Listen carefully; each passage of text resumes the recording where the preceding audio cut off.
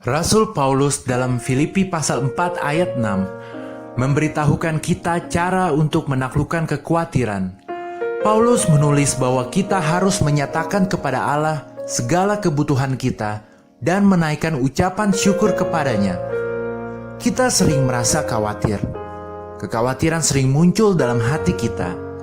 Kita pergi tidur dengan membawa kekhawatiran. Kita bangun dengan membawa kekhawatiran. Kita sering khawatir dari soal keuangan, kesehatan, sampai ke hal yang terkecil sekalipun. Tidakkah kita semua ingin terbebas dari rasa khawatir?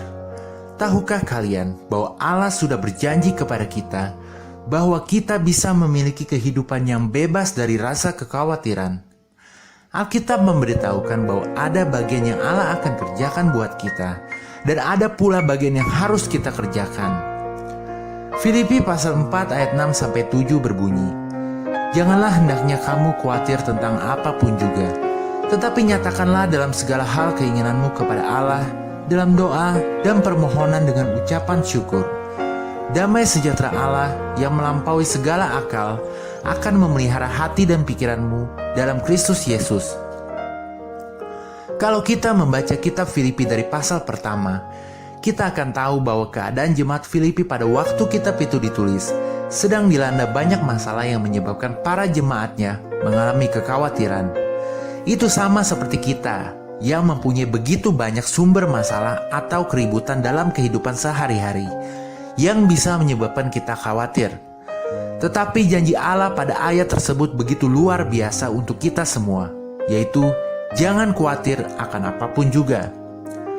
Jadi seperti kata Paulus dalam Filipi 4 ayat 6 yang mengajarkan kita untuk jangan kita khawatir, tetapi nyatakanlah segala keinginan kita kepada Tuhan disertai ucapan syukur.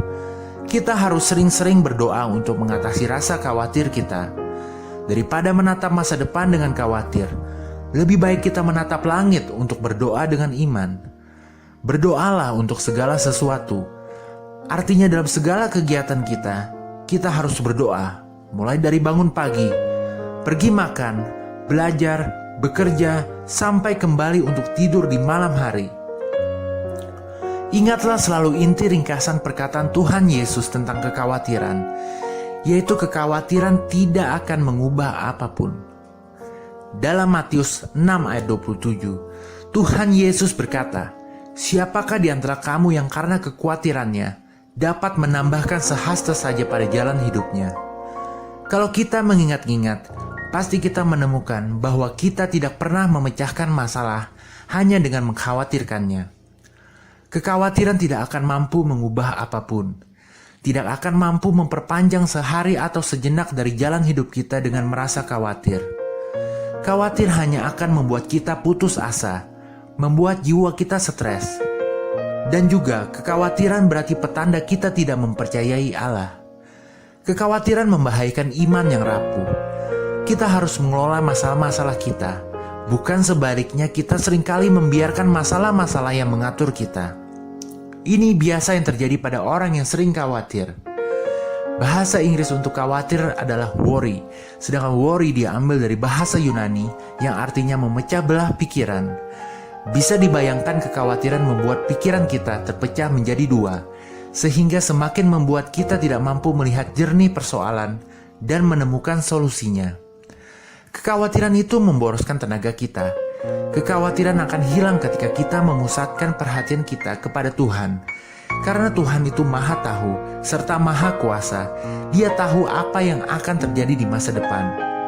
Ketika Daud berhadapan dengan Goliat, Daud tidak khawatir karena memiliki tubuh yang jauh lebih kecil dibandingkan lawannya Goliat.